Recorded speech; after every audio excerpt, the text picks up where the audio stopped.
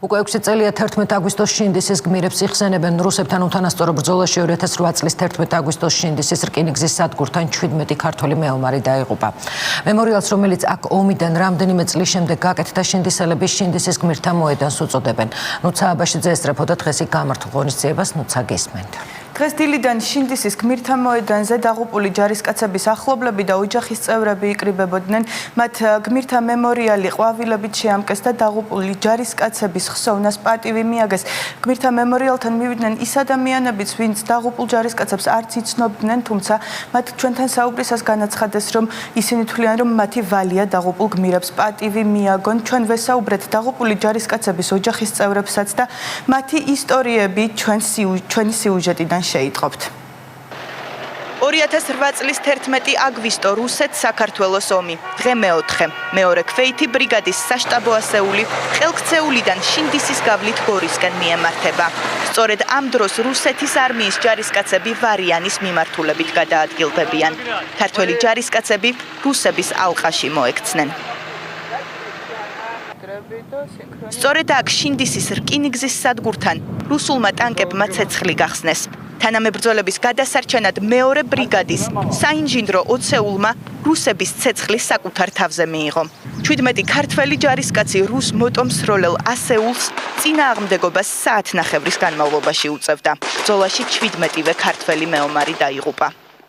დავინახეთ, რომ კოლონა მოემართებოდა ჩამოსული იმიდან ყექცეულის შესასვლელიდან.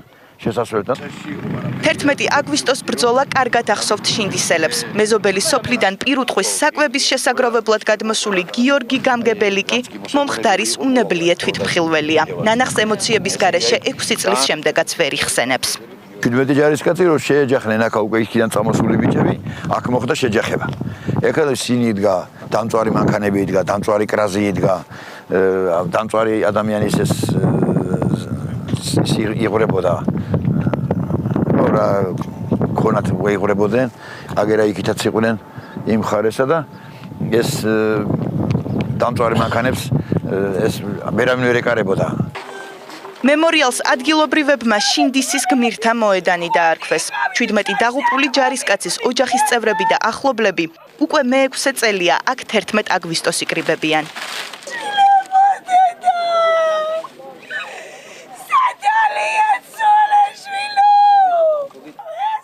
ელენე დვალიშვილი ერთადერთ ძმისშვილს ბოლოს 11 აგვისტოს 4-ის ნახევარზე ესაუბრა.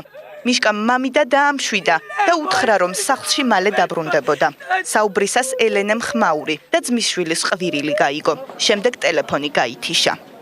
მოვდივართ მამიდა უკვე გზაზე რკინიგზას გადმოსულები ვართო და ისმოდა ხმა ძალიან დიდი. და ამისობაში ამ ხმაზე ყველა მოგიკითხა, ყველა აქ ახართო, ძმისშვილები, დიშვილები. ფებიათ სულ მოიკითხა და ბოლოს თქვა, რომ მე მამიდა თუ მოვედი თუ არა, კარგად იყავითო. 2008 წლის 11 აგვისტოს ისტორიას ყველაზე კარგად სწორედ ეს კედელი ინახავს. ამ კედელთან არის შემორჩენილი დაღუპული ჯარისკაცების ტანსაცმლის ნარჩენები, მათი პირადი ნივთები, ჯვრები და ჩაფხუტი, რომელიც დამდნარია. ამ კედელთან მარინა ზოიძე ხშირად მოდის. ცდილობს დაღუპული შვილის ნივთები ამოიცნოს, თუმცა უშედეგოდ. 20 წლის ვაჟი შინდისის ბრძოლაში დაკარგა. დარდს ისუმსუბუქებს, რომ მისი შვილი სამშობლოს შეეწირა. რომან ზოიძე ბოლოს უმცროს ძმას ესაუბრა და უთხრა, რომ სახლში საღამოს მივიდოდა. მას შემდეგ კვირაზე მეთხანს ეძებდნენ. ბოლოს თბილისის მორგში იპოვეს. დაურეკავდი სადახარშვილო მეთქი და სენაკისო ტყეში ვართო დამალულიო დედაო ასე გვებნეო და არ ვიცოდი თუ ომში იყო. მერე 11-ში დილას ჩემ ბიჭს ელაპარაკა, რომ უკვე ჩემ ბიჭმა იცოდა.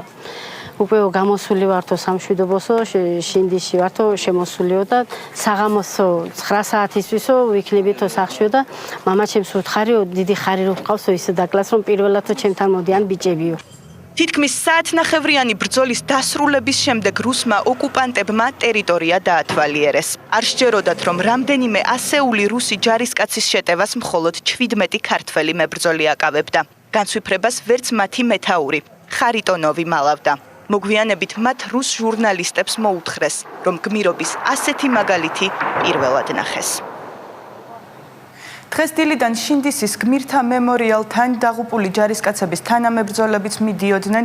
გენერალური შტაბის უფროსი იმყოფებოდა იქ, ასევე თავდაცვის სამინისტროს წარმომადგენლები, რაც შეეხება მეორე ქვეით ბრიგადას. სწორედ ამ ბრიგადაში მსახურობდნენ დაღუპული ჯარისკაცები. ისინი სრული შემადგენლობით იმყოფებოდნენ მემორიალთან და დაღუპულ გმირებს წმინდა გიორგის ხატი შესწირეს. სწორედ ესეთი გმირების მაგალითზე უნდა იზრდებოდეს ქართული ახალგაზრდობა. ეს ის ბიჭები იყვნენ, რომლებმაც თავისი სიცოცხლის ფასად შეძლეს, რომ დაემტკიცებინათ მტრისთვისაც და მოყვარისთვისაც, რომ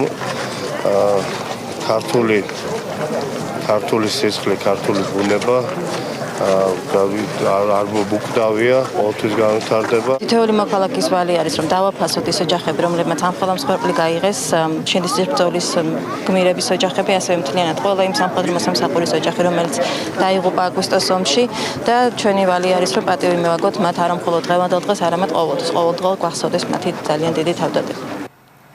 როგორც შინდისელებმა მოგვითხრეს 2008 წლის 11 აგვისტოს შემდეგ რამდენიმე წელი ეს ადგილი ხელისუფლების ყურადღების მიღმა იყო, თუმცა უკვე წელს თითქმის 1 წელია იქ წმინდა გიორგის სახელობის ეკლესია შენდება.